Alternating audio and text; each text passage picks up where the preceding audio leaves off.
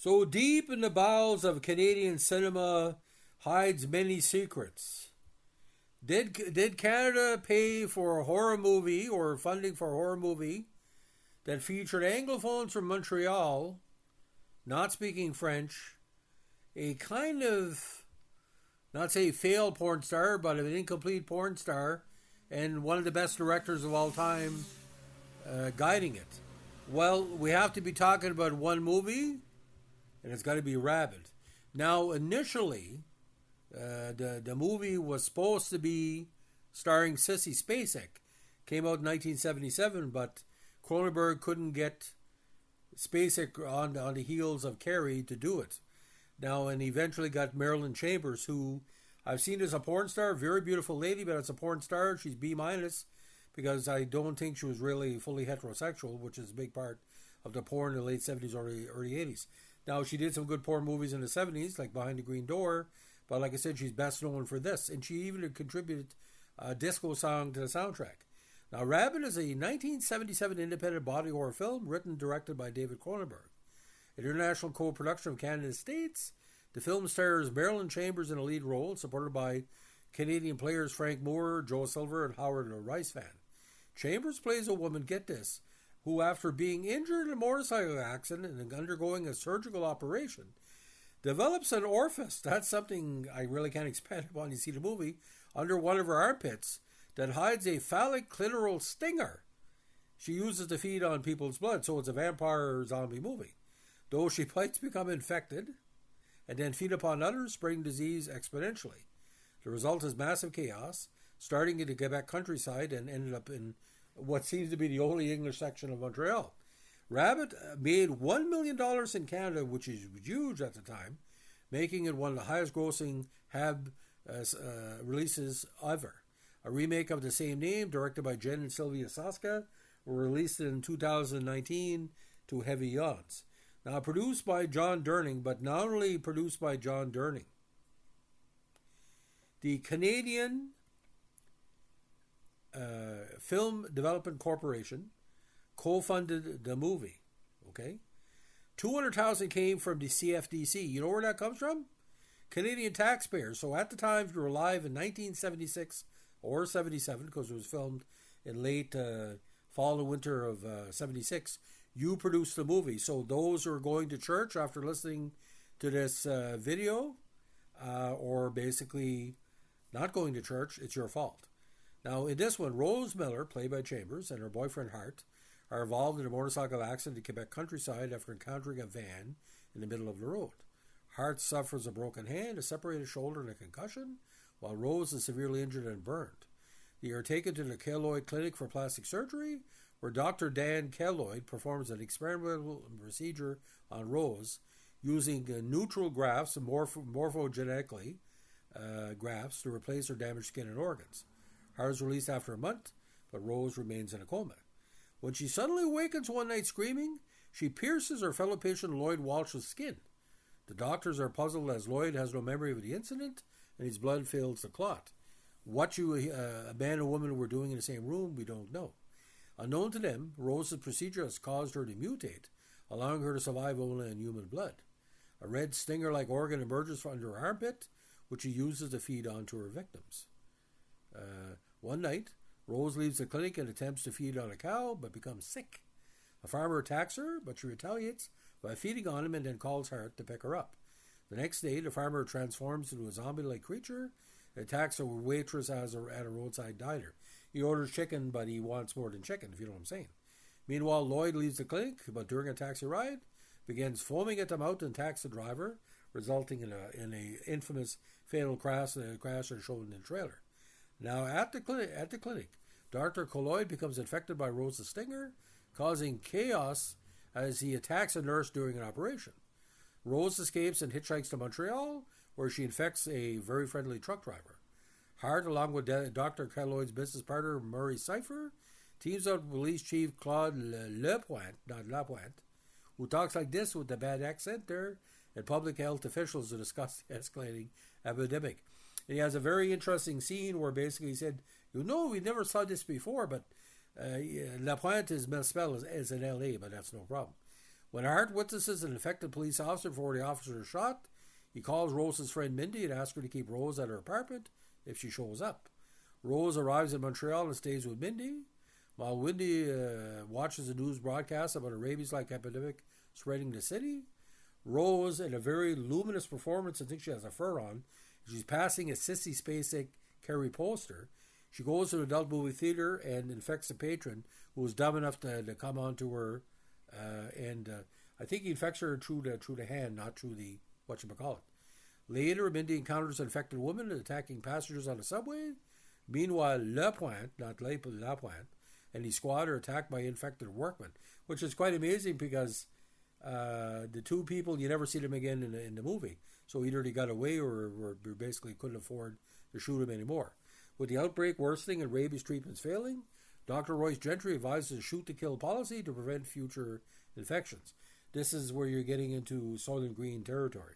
Martial law is declared and the Canadian Army sets up roadblocks, while NBC suited soldiers help dispose of bodies. So this is 7 years after martial law because of the PO-led FLQ attacks of Laporte and Cross in Quebec. Now Murray and Hart arrive at Murray's home, where Murray finds his baby dead and is attacked by his infected wife. Very effective scene, by the way. Hart drives into an abandoned city to search for Rose. An affected person jumps onto his car but is shot by soldiers who disinfect Hart's vehicle before allowing him to continue. Now, according to what they're saying, if you got the injection, you got a card, but if you didn't, you couldn't pass. And especially the scene at Le Chateau where one of Rose's intended victims goes over a guy and said he got a smoke, and he turns around right below the Le Chateau sign, great store by the way, and starts biting everybody. Now Mindy, her friend, watches the news report indicating the infection may have originated at the Keloid Clinic. Rose returns to Mindy's apartment and feeds on her. Hart then finds Rose in the act and pleads with her to seek treatment, but she denies responsibility for the epidemic and basically says, you're at fault. Rose infects a man in the apartment lobby and locks herself in a room with him, planning to test whether it becomes infected. As Hart desperately tries to convince her to leave, the man turns rabid and attacks Rose. The next morning, Rose's body is found in an alley by the NBC's suited soldiers who dispose of her corpse in a garbage truck. Now, most of the co-stars are what you call young Canadian or elderly Canadian actors out of the Quebec Guild. Now, Cineplex had requested another film for Cronenberg following success of his initial release, Shivers. Criticism from Robert Fulford about the CFDC's funding of Shivers made it more difficult for Cronenberg to gain funding for his films. The CFDC funded the film through cross-collateralization with Convoy, which was never completed, to avoid a direct connection. So they say, we'll give you money for Convoy if you do, Rabid. And if they knew the money was going to pay a porn star to cross the border, they would probably say, well, you couldn't hire a Canadian porn star. Peter North wasn't around at the time, ladies and gentlemen. This was initially titled Mosquitoes. Cronenberg had difficulty writing the script due to the broader nature of the film's city setting compared to Shivers, which took place in one apartment complex. At one point he told John Dunning that, John, I just woke up this morning and realized this is nuts. Do you know what this movie's about? The woman grows a cock thing in her armpit and sucks people's blood through it. It's ridiculous. I can't do this. It's not going to work. However, the film took a month to shoot on a budget of $530,000, which is equivalent to $3 million in 2025 dollars, with $200,000 or $500,000 coming from the CFDC. According to Cronenberg at the time, the only CFDC films that turned a profit were the two that he had made for the corporation, Shivers and Crimes of the Future. Cronenberg's editing decisions to tighten and reduce the film's runtime produced criticism such as removal of a scene which he regretted cutting, explained the development of the armpit orifice. Like, we really don't know what happened. Either it was taken from a woman's maybe vagina, or maybe somebody's asshole that was infected. That's the only thing I can see. Because to describe it, you have to watch the movie. But it looks like like the outside of the vulva or vagina.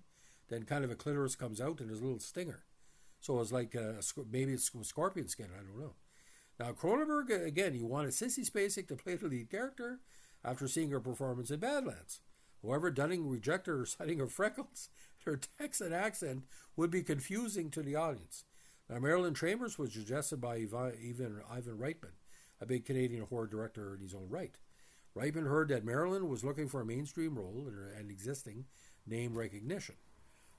Cronenberg agreed to cast her, even though he had not seen her best-known movie, Behind the Green Door, basically because it was banned in most territories in Canada. Cronenberg would later say that he'd been impressed by Chambers and her work ethic during the filming of Rabid, and she gives a really good performance. And she's sort of like when she's walking down the streets of Montreal, she's like luminous. She got the beautiful hair, kind of a Farrah Fawcett meets Michelle Pfeiffer. Now, Spacek would eventually star in the hit film Carrie, but Cronenberg, as a joke, included a poster of that movie in the background of a scene in Rabid. Now, the film was distributed in Canada, released on Easter month, early Easter, April 8, 1977, in Montreal. Released theatrically in the States by New World Pictures in 1977. Rabid and Shivers were also re-released as a double feature in prestigious Paris theaters in December 1994. Rabid grossed $100,000 for the first 10 days after opening in Montreal. The film was one of the highest-grossing Canadian films of all time, making $1 million in Canada, which was amazing, because you're talking $10,000 screen at $2 a pop, so you can do the math. Now, Variety called Rabid an extremely violent, sometimes nauseating picture. Les Wedman of the Vancouver Sun described the movie stories as dreadful and criticized the film for relying heavily on shocking special effects as opposed to suspense. I tend to disagree. There's enough suspense in here. Cronenberg becomes too direct in The Brood, but in this one there's creeping suspense. Dare I say Hitchcockian. You open that with the exception of Joe Silver, there isn't a decent performance in the movie, which is not true. Martin Molina, who reviewed the film alongside similar films Demon Seed and Audrey Rose in the same column in Montreal Star, said there's some genuinely frightening moments, but there are few, and the story progresses in fits and starts. The dialogue is witless, the exposition awkward, the film spends too much time traveling in cars between gory one scene and another. Clyde Gilmore of the Toronto Star, a very respected writer, noted that the film's box office success, but said he was not sure what this proves, except possibly that Canadians, when they really try, can make nauseating movies as efficiently as Americans. Now, this is before the Canadian horror boom of the 1980s, when you had The Brood, Happy Birthday to Me, Silent Night, Deadly Night, and Hello, Mary Lou Part 2, which I think is the most underrated Canadian movie of all time. Conversely, Time Out called the film far better staged than Shivers, and concluded none of the other recent apocalypse movies have shown so much political or cinematic sophistication. Rotten Tomatoes, a review aggregator, reports that 78% of 27 surveyed critics said the film was positive. The average rating is 6.3 out of 10. Now, Warner Home Video released Rabid on VHS in 1983, and if you can find a copy, good luck, because some locations in Canada wouldn't carry it. In 2000, it was released on DVD by New Concord Home Entertainment, and E1 Entertainment put out a special edition DVD in 2004. The film was re-released on DVD and Blu-ray for Region B by Aero Video on February 16, 2005. And of course, Screen Factory released their movie on Blu-ray on November 22, 2016. Now, a remake of the film, of course, came out in 2019, but, with Laura Vandervoort as Rose, better to move it. Actually, a novelization of the movie was by Richard Lewis, was published in 1978. If you can find it, it might be on a Can Press label. Faber and Faber released a screenplay in 2002 and a collection of scripts for Cronenberg's first 4 feature films. So, just like George Lucas and just like most early directors, you have to start somewhere. I really think Shivers didn't give me the shivers, but Rabid leading into, or Rabid, or whatever the fuck you want to call it, Rabies, Rabid, led into The Brood. Just a reminder, ladies and gentlemen, because I know all the particulars. Cinematography was the great René Vazira, who known as a Genie Award nominee for Best Cinematography, receiving dual nods at the 8 Genie Awards for his work on the films of Morning Mag and Toby McTeague. From Morocco, he began his career as a photographer, notably serving as the official photographer for Kings Mohammed V and Hassan II. Very, very good. Key movies. The Death of a Lumberjack, very underrated movie. Jacques Brel is alive and well and living in Paris. He did Two Solitudes in 1978. City on Fire, one of the worst. Dead Ship. Gas. The Funny Farm, Cover Girl. Breaking All the Rules. And Eddie the Cruisers Part 2. Television, he did the 1832 episode of Newcomers, a very underrated part of the series. And After the Promise in 87. Shades of Love series, Montreal, The Ties That Bind, and Liberace, Bind the Movie, Music, the TV, one of the TV adaptations. Now, edited by Jean Lafleur, production company Cinema Entertainment Enterprises, DL Productions, and the D-Bar Syndicate. Distributed by Cinepix in Canada and New World Pictures in the States. Only 91 minutes. And again, the box office, the Canadian won 1 million in Canada, or 2.2 million worldwide. Depends. So it is considered a Canadian movie. I didn't think it got any nominations. So it's available on Amazon Prime in Canada. Give it a chance if you like that type of movie. But you look at The Omen, you look at the Dawn of the Dead series. There's a lot of parallels. Cronenberg, though, had a bad relationship with his first wife, and you can see he doesn't treat the women and the men in this movie very succinctly. And basically, Chambers said, it's your fault. Like, it was just an accident. But, experimental. But Marilyn Chambers, like you said, she wasn't, like, she was built like a track star. Not like a porn star. She wouldn't take a porn body. You look at Christy Canyon or Victoria Paris or Tracy Lords or contemporaries, or even on Peg. She had no body. She had, she looked like an actress.